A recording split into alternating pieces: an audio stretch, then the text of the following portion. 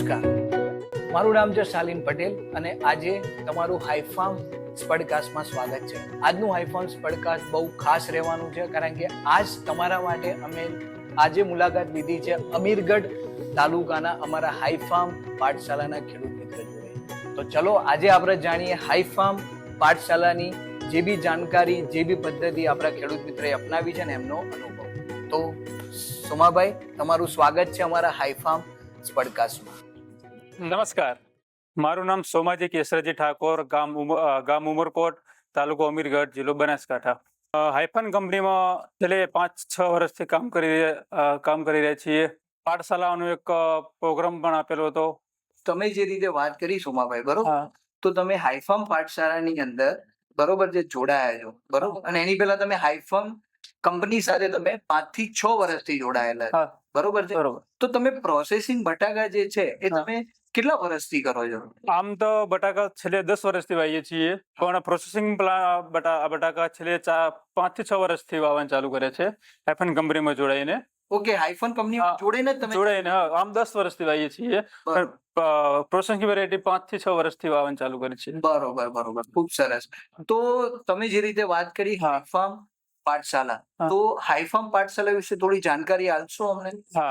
હાઈફાર્મ પાઠશાલા એક એવો પ્રોગ્રામ છે, બટાકાનું કેટલા બેડ ઉપર ગ્રેડિંગ કરવાનું, રાસાયણિક ખાતર, એ બધી માહિતી આપી હતી અમને પાઠશાલામાં. ને ટ્રેનિંગ મેં નહીં આપી, ટ્રેનિંગમાં પણ ગયા હતા અમે પ્રોગ્રામ કર્યો ત્યારે. બરોબર. હાઈફાર્મ કંપની ટીમે અમને બહુ રીતે સરળ સમજાવ્યું હતું. તો તમે હાઈફાર્મ પાઠશાલાની જે વાત કરી, બરોબર, તો સૌથી પહેલા આપણે વાત કરીએ તો હાઈફાર્મ પાઠશાલાની અંદર જે તમને ખેતીની પદ્ધતિઓ એટલે કે બટાકાના ખેતીની પદ્ધતિઓ જે તમને ચેન્જ કરવા માટે કીધેલી, તો સૌથી પહેલી જે કીધી એ પ્રમાણે બેડની સાઈઝ, તો એમાં શું ફરક છે? બેડની સાઈઝમાં કેવું, પેલા અમે 60 નો બેડનો ઉપયોગ કરતા હતા. છેલ્લે હાઈફાર્મ કંપની અમને ટીમ સાથે લઈને 48 નું એને કીધું કે 48 ના બેડ ઉપર તમે એનું વાવેતર કરો. પ્લાન્ટિંગ કરીએ આપણે, એમાં 48 ના બેડમાં સાઈઝ પ્રમાણે 48 ના બેડમાં નળી એક જ જોઈતી હતી ને 60 ના બેડમાં નળી વધારે જોઈતી હતી. પ્લસ એક સીડમાં પણ ફાયદો થયો અમને. 48 ના બેડમાં સીડ ઓછું જોઈએ કરે એટલે 7-8 બેગ નો ફરક પડ્યો અમને. બરોબર. તો તમારું પહેલું કે તમને 7 થી 8 જે બીજના બેગ ની અંદર ફરક દેખાય, તમને ફાયદો થયો છે, તમારી બચત થઈ. બચત થઈ, 7-8 બેગ ની બચત થઈ. તો પછી મને સોમાભાઈ એમ જણાવો કે બટાકાની ઊંડાઈ તમે આ વખતે વાવેતરમાં, બરોબર, કેટલી રાખી હતી? 5.5 થી 6 ઇંચ. બરોબર. 5.5 થી 6 ઇંચ. બરોબર. તો કેમ, મતલબ કે એના કારણે તમને શું ફાયદો? એના કારણે સાહેબ કેવું કે 5.5 થી 6 ઇંચ રાખવાથી બટાકો બહાર ના આવી શકે, ગ્રીન નો પ્રોબ્લેમ બી ઓછો આવે એમાં. બરોબર. એટલા માટે ને રોગ બી ઓછા એના ઉપર પ્રદર્શન ના થાય. બરોબર. તો પછી જે તમને હાઈફાર્મ પાઠશાલાની અંદર તમને જે ઊંડાઈ આ વખતે કીધી હતી કે તમે 5.5 ઇંચ, તો એની પહેલા તમે કેટલી રાખતા હતા? એના પહેલા 4.5 થી 5 આજુબાજુ રાખતા હતા ઊંડાઈ. અંદર શું પ્રશ્નો? એના પ્રશ્ન એ આવતા કે બટાકું બહાર આવી જાય, શાઇનિંગ માં પ્રોબ્લેમ આવે, ગ્રેનિંગ નો વધારે પ્રોબ્લેમ આવતા હતા એના માટે. અને બધા પ્રશ્નો બધા પ્રશ્ન હતા 5.5 થી 6 ઇંચ રાખવાથી બધા પ્રશ્નો અત્યારે સોલ્વ થઈ ગયા છે એમાં. બરોબર. તો પછી એ રીતે આપણે ઊંડાઈ ઊંડાઈ 5.5 થી 6 ઇંચ બરોબર રાખવામાં આવે છે. બરોબર. ને શાઇનિંગ બી સારી રહે, ક્વોલિટીમાં કોઈ પ્રોબ્લેમ નહીં આવતો એમાં. બીજું પ્લસ સાહેબ એક સરખી સાઈઝ થાય એમાં, કેલ્શિયમ પ્લસ બધી સાઈઝ થાય એમાં, ઘણી મોટી થતી નહીં. તો જે રીતે સુમાભાઈએ કીધું એ પ્રમાણે આ વખતે એમને બટાકાની ઊંડાઈની અંદર 5.5 થી 6 ઇંચ રાખી હતી, જેની અંદર એમને ગ્રીનિંગ નો પ્રશ્ન ઓછો આવ્યો છે, બટાકા સારી એવા ક્વોલિટીના અને સાઈઝમાં થયા છે, ઓછા રોગ જીવાતનો પ્રશ્ન બી આવેલો છે, અને બીજું કે બટાકાની ક્વોલિટી સારામાં સારી એમને મળી. અને એના સિવાય જે તમે કહેતા હતા, વાત કરતા હતા પાણીની અંદર બી પાણી આપવું, એનો સમય કે પછી એનો સમયગાળાની અંદર ફેરફાર કરવો, એના વિશે થોડું જણાવશો? આમાં કેવું હતું સાહેબ કે રાસાયણિક ખાતરમાં અમે જે ઉપયોગ વધારે કરતા, મશીન નાખ્યા પછી અમને થોડોક 20% બી ફરક પડ્યો કે મેસેજ બી આવી જાય કે તમારે પાણીની જરૂરત છે. રેડ યલો બતાવે, એક ગ્રીન બતાવે, ગ્રીનમાં કઈ ના, રેડમાં અમારે થોડુંક મેસેજ બી આવી જતો, ફોનમાં મેસેજ આવી જાય, મેસેજમાં બધું બતાવી દે અમને કે તમારે હવે પાણીની જરૂરિયાત છે. પણ ગમે ફાર્મોજી એપ્લિકેશન સમયસર બધી માહિતી અંદર કમ્પ્લીટ આવી જતી એની. બરોબર. તો તમે એ ફાર્મોજીમાં જે માહિતી આવતી હતી એ પ્રમાણે તમે ખેતીની અંદર પછી પાણી વ્યવસ્થાપન કે ખાતર વ્યવસ્થાપન કરતા હતા? કમ્પ્લીટ જે પ્રમાણે નોટિફિકેશન આવે એ પ્રમાણે અમે ખાતર, રાસાયણિક ખાતર પ્લસ બીજું કેવું છે કે આજુબાજુનું વાતાવરણ આપણે એડવાન્સમાં કહી દેતા એમાં. ગમે બટાકા આપણે વાયેલા હોય કે હવે રોગ આવવાની પ્રતિષ્ઠા હોય તો એડવાન્સમાં મેસેજ આવી જતો કે આ નેક્સ્ટ ટાઈમ રોગ આવી શકે છે.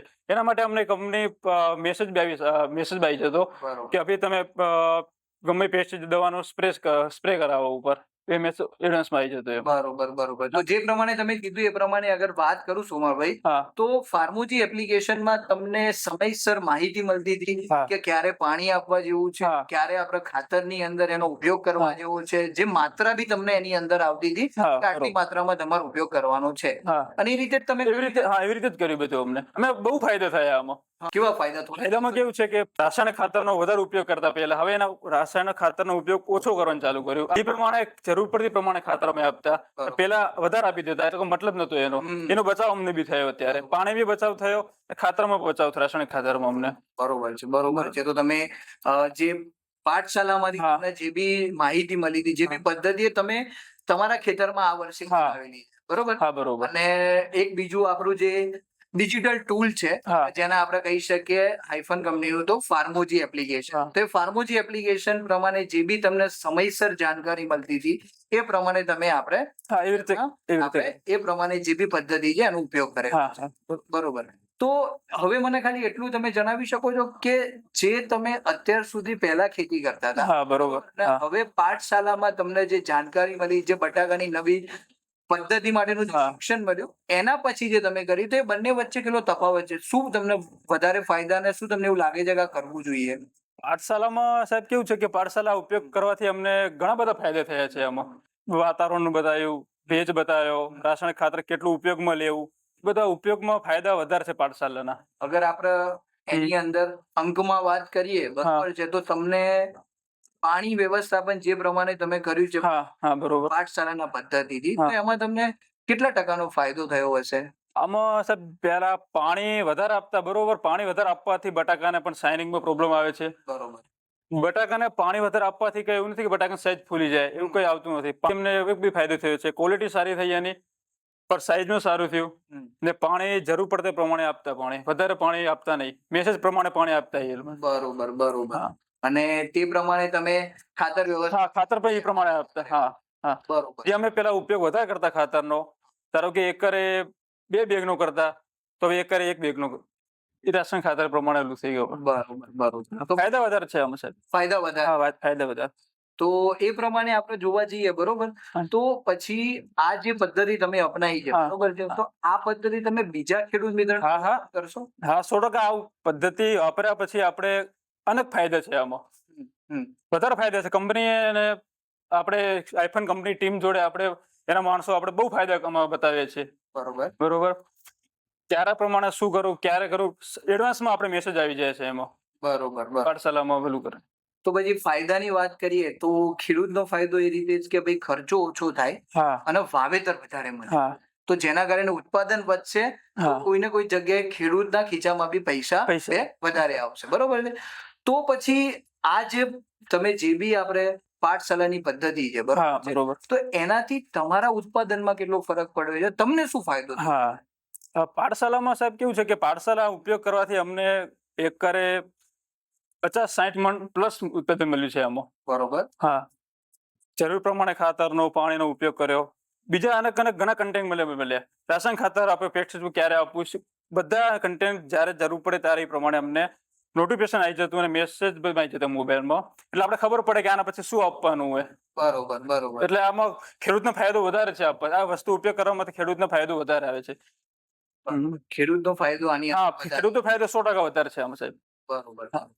તો જે પ્રમાણે વાત કરી છે ભાઈએ કે હાઈફાર્મની અંદર જે પાઠશાલા પદ્ધતિ કે જેની અંદર બટાકાની નવીન પદ્ધતિ અપનાવવાથી કે જેની અંદર ખર્ચો બી ઓછો થયો છે અને ઉત્પાદનની અંદર બી વધારે થયું છે અને બેન જરૂરી બને. ક્વોલિટીમાં શું ફરક લાગે? ક્વોલિટીમાં સાહેબ 1 નંબર ક્વોલિટી. આમાં શાઇનિંગ બી સારી એની એક હરખી સાઈઝ 40 mm પ્લસ બધી સાઈઝ આમાં. 40 mm? 40 mm પ્લસ, કારણ કે નોટિફિકેશન એ પ્રમાણે આવી જતી આપણા મોબાઈલમાં મેસેજમાં. એ પ્રમાણે આપણે પદ્ધતિસર ચાલે પાઠશાલામાં, તો બધું સારું. ને આઈફોન કંપનીના સ્ટાફ બી આપણે જોડે રહીને બહુ સારું કામ કરે છે. તો એ પ્રમાણે હાઈફન કંપનીએ તમને આ રીતે જે નવીન પદ્ધતિ અપનાવી છે, એની અંદર તમે જે આગળ વધ્યા છો, બરોબર, તો બીજા ખેડૂત મિત્રોને બી આ રીતે તમે હા સર ભલામણ કરશો, બરોબર છે. બીજું તમે હાઇફન કંપની વિશે અગર કઈ જણાવવા માંગતા હોય, બરોબર છે, તો બી તમે જણાવી શકો. હાઇફન કંપની તમે જો તો સીડમાં જો સીડ બી એક નંબર ક્વોલિટી આવે છે, કોઈ પ્રોબ્લેમ આવતો નહીં સીડમાં, બરોબર. એમના નેક્સ્ટ ટાઈમ ગમે ત્યારે આપણે પ્લાન્ટિંગ કરવાનું ચાલુ ત્યારે સ્ટાફ બી આપણે જોડે હાજર રહીને બધું માહિતી આપે છે કે આવી રીતે આમ કરો. બરોબર. ને બહુ સારું છે હાઇફન કંપનીમાં. બરોબર. સીડમાં કોઈ પ્રોબ્લેમ આવતા કમ્પ્લીટ બધું. બરોબર છે. તો જે પ્રમાણે આપણે જોયું ખેડૂત મિત્રો કે સોમાભાઈએ હાઇફાર્મ પાઠશાળાની પદ્ધતિ અપનાવીને આ વખતેની એમની બટાકાની ખેતીમાં બહુ સારો એવો ઉત્પાદનમાં વધારો કર્યો છે. પ્લસ એવી સારામાં સારી ક્વોલિટી એમને આ વખતે બટાકાની મેળવી છે અને સારો ભાવ બી તમે સારો ભાવ બી તમે એમ મેળવ્યો છે, બરોબર. તો એ જ ભલામણ છે બીજા ખેડૂત મિત્રોને બી કે તમે બી નવીન પદ્ધતિ વાપરો અને આ જ રીતે બટાકાની ખેતીની અંદર હજુ આગળ વધો અને એ જ પ્રમાણે વિકાસ થાય. હાઇફાર્મ સ્પડકાસ્ટ જોવા બદલ તમારો ધન્યવાદ અને વધુ માહિતી માટે અમારી સાથે બન્યા. ધન્યવાદ.